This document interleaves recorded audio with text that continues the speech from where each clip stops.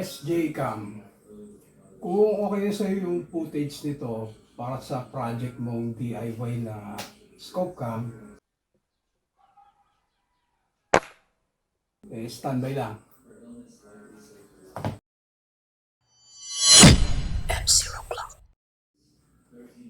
Hindi ko na i-unboxing. Ito yung nabili kong SJ Cam sa online. Hindi siya latest. Ano siya? SJ6 Legend. Lumang model na to. Ayan. Tapos ibang parte ng phone. Yung mga kasama siyang ano-ano. Ayun. So binili ko to para ano lang talaga. Para gamitin ko dito sa project kong DIY na scope cam. Tingin ko naman kasi po pwede. Kasi napanood ko rin itong isang ka-erganer natin yata yun. O vlogger.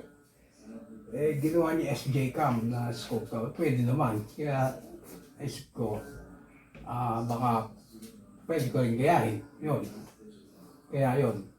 Nung nakita ko itong naka-sale, nakuha ko lang siya na 1.8. Hindi ko na pinakawalan. Kaya ito nga, kinuha ko na siya. Gumawa na rin ako ng scope cam na gamit yung cellphone. Tsaka yung isang maliit na camera. Kaso, napakalabo. Siguro dun sa salamin na ginagamit ko, kaya malabo. Kaya, nung nakita ko nakasale sa, sa Shopee, itong DIY na scope cam, galing yata sa Indonesia. Wala pang 300 pesos eh. Ito, binili ko na. Kasi ito nakadesign siya para sa sa cellphone. Yun, yung cellphone rito, mount dito. At yun nga. Yung ginagamit ko naman, malinaw yung salamin. Talagang malinaw. Kaso, nauubos yung oras ko ka-align doon sa sa scope. Nauubos yung oras mo ka-align nung mata para lang makakuha ng footage. Hindi lalo na sa hunting. Wala na yung target mo, nag-a-align ka pa rin ng scope. Konting galaw lang, tagilid, gano'n. So, nung binisita ko, nakita ko tagilid yung yung mata. Tagilid yung may tubo rito parang extension niya doon sa platform ng cellphone. Pag silip ko nga medyo tagilid, siguro ako yun yung dahilan kaya kaya ginawa ko, binaklas ko siya. So ito yun, binaklas ko yung tapos binutasan ko ng bago. Naisip ko ikabit itong itong SJ Cam. So itong itong case na to, kasama na to sa sa box. Naisipan ko, ididikit ko na lang kung paano ginawa ni ng kabayan natin, yung kaya-ganero natin. Ganun ko rin ginawa, sinakala ng tubong extension, basta sinalpak lang. So ito yung yung platform ng cellphone dati na nakakabit dito. Tapos may isa pang PVC bilog na nakapasok dito para siya nakalagay doon. Yun yung tagilid. Tinanggal ko ngayon ito, ginamitan ko lang siya ng heat gun para matanggal. Ito yung tubo. Tapos binutasan ko ng bago. At ito PVC rin. Sinalpa ko doon kasama na itong dinikit ko na itong waterproof case ng SJ Cam para mai-mount ko siya doon ng diretso. Ito pa pala isang kasama niya dito. Ito yung panghigpit na to. Ang kaso, itong ginagamit kong scope na Discovery, maliit yung itong eyepiece niya. Kaya pag kinakalam ko nito, natutupi lang to, kumakatagil-tagilid pa. Kaya ginawa ko ito, nilagyan ko siya ng shim na PVC rin. At yun, okay na. Kaya ngayon, pag na-mount dito, ayun, yun lang kasimple. Okay na siya. Ngayon, try natin itong itong camera. Ayan, okay na siya. Pinapatay ko itong itong may screen siya dito sa harap. Pinapatay ko para hindi aksayado sa battery. Tapos yun, ayun, Pasok mo lang gano'n. Ayan, nakikita nyo. Try natin isalpak dito sa, sa unit. Ayan, walang cut yan. Ay. Ayan, kita nyo agad yung yung bilog. Bilog agad siya, walang kahirap-hirap yung tong pagkakabit kasi naka-align agad. Ayan, ilaw. Kita nyo. Di ba? Yun, hindi na ako nag-a-align, sisisipat kung okay ba, naka-align ba o Ayan, pag salpak, okay agad. Ayan, tanggalin ko. Ayan, tanggal siya. Pagkabit ko, ayan, ito yan, align na agad. Nakagitna na agad yung bilog.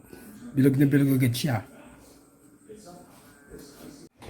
So, paano yung setting na ginagawa ko dito sa camera? Kung tatanong nyo.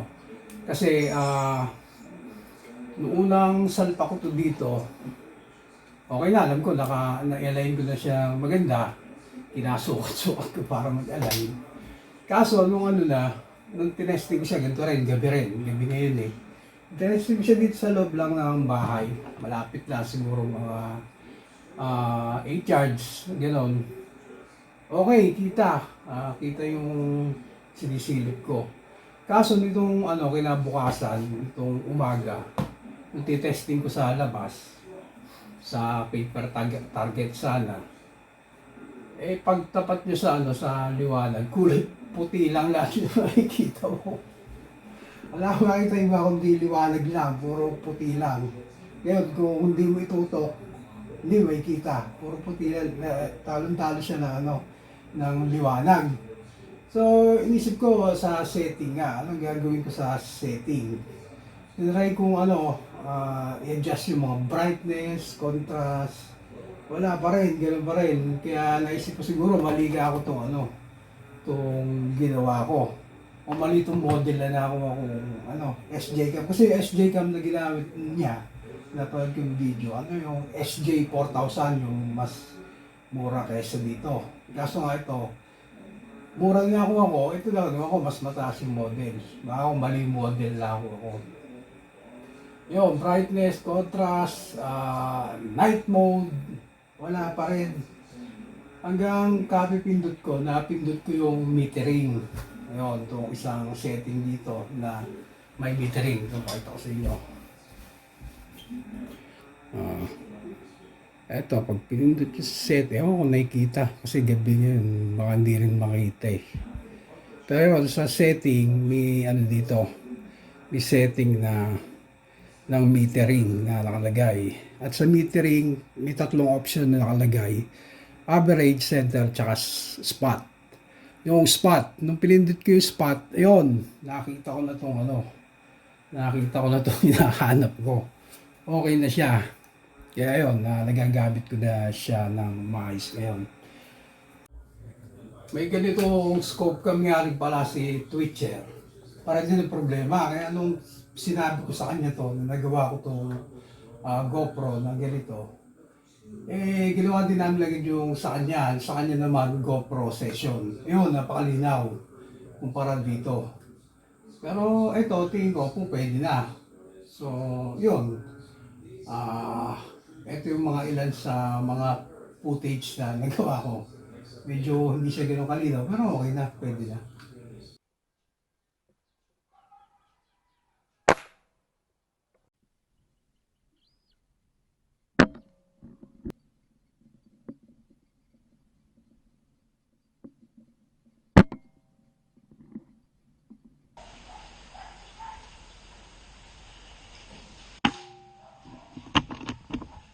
So yun, SJ-Cam camera, SJ6 Legend para sa scope cam.